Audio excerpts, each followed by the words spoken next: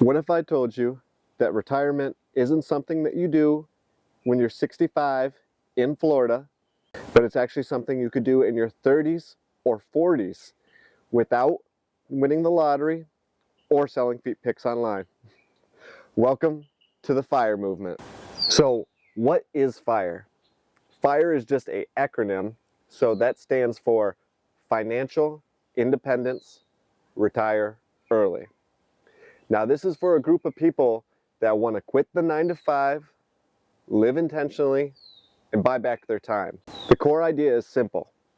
Spend less, save money, invest that money, get to the point where your money makes more than your job does. So once you've achieved this, you can quit your job if you'd like, or maybe just cut down to less hours and less stress. A lot of people also start businesses at this point or take on passion projects. It's up to you. It's not about sitting on a beach drinking tropical drinks, unless that's your thing. It's about designing and living an intentional life that you're excited to wake up to every single day. I truly think that it's more about the financial independence than it is the retiring early aspect. This is just a new chapter of your life.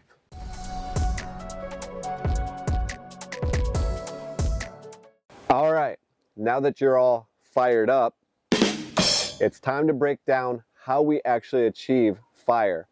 So we're going to break it down into 5 simple components. The very first thing we're going to do is track our expenses. You need to know where every dollar is going in your budget. So you can use tools like Excel, or you need a budget to take care of this. Secondly, we're going to slash our expenses.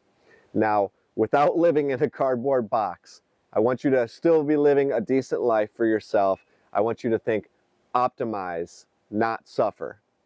So maybe you can cut down on a couple things, perhaps that massive rent bill every single month, get some roommates.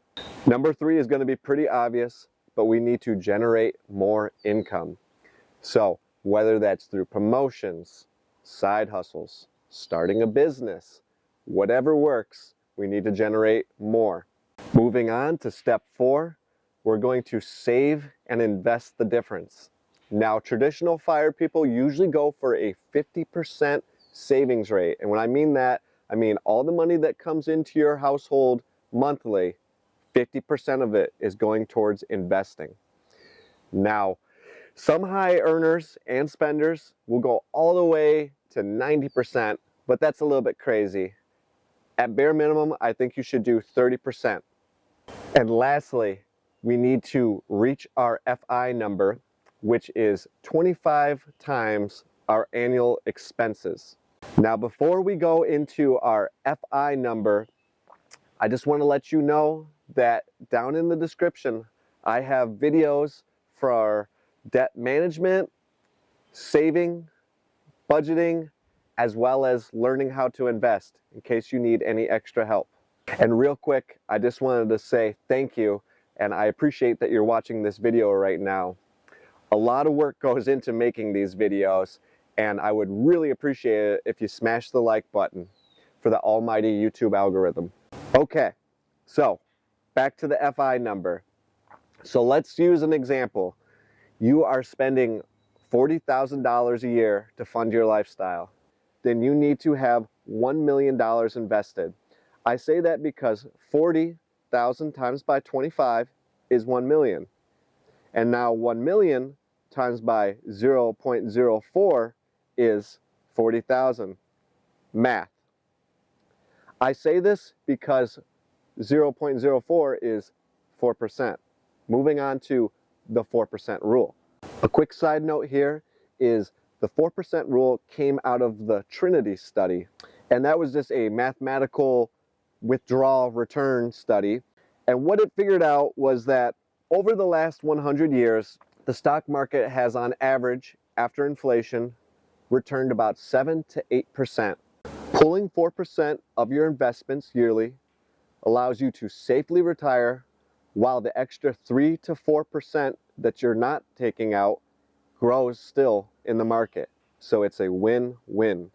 Now, the reason that the 4% rule is not perfect is something that people in the fire space usually forget about, and that's our good friend, inflation. I don't want to scare you here, but here's the straight facts.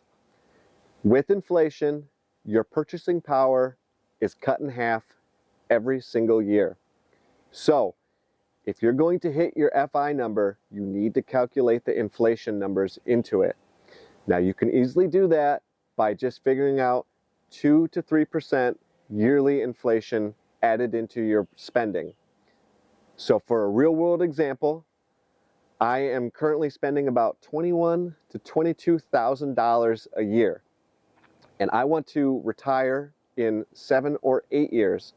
So using inflation numbers, at that point, I will probably be a lot closer to about $30K. So at that point, times by 25, I need $750,000. Okay, so we've discussed fire, what it is, what to watch out for, and how to achieve it. Now, let's move on to the fun part, the many branches of fire. After all, there is no one-size-fits-all approach to early retirement. So, starting off with the first one is just good old-fashioned traditional fire. You're saving 50 to 70% of your income and retiring within 10 to 20 years. Moving on, we have lean fire. So this is a budget-friendly fire, what I'm also currently pursuing. So you're going to be living off of $20,000 to $30,000 a year. So think tiny homes, rice and bean dinners, and library Wi-Fi.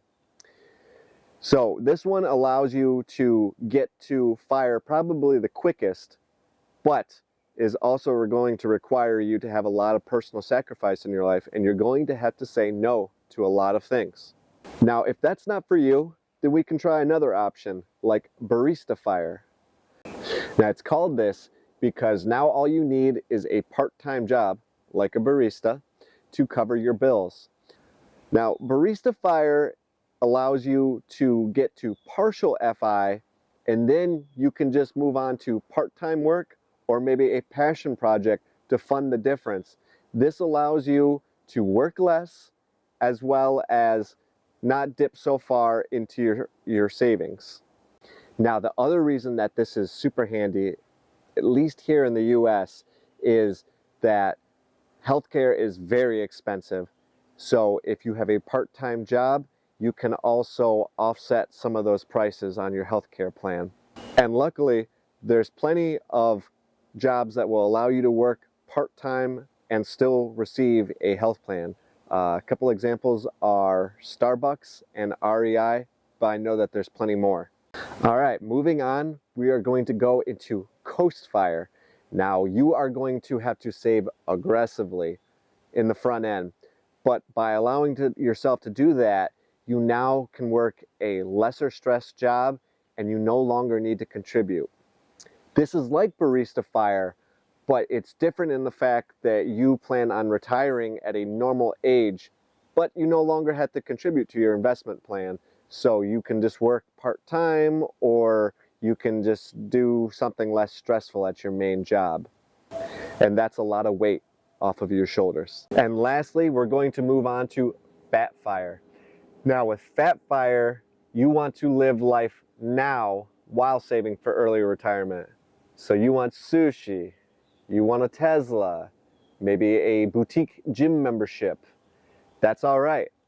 But this is going to be for high earners and high spenders who are still seeking early retirement. So I've just given you a couple different varieties of fire, but know that there is more out there, but this was just kind of a taste so you could see what was available to you.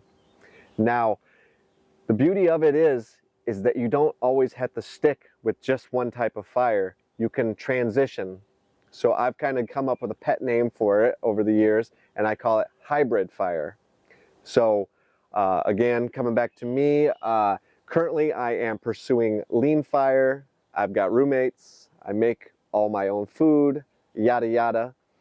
But later on I will be switching to Barista FIRE because I plan on traveling the world and doing some paid volunteering that will also cut down on my bills.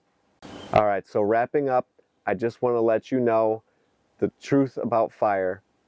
You don't need to reach some magical number. You just need enough money to buy your freedom. FIRE isn't about never working again. It's about never being trapped again. It's the ability to live life and travel, volunteer, to build, and most importantly, to breathe.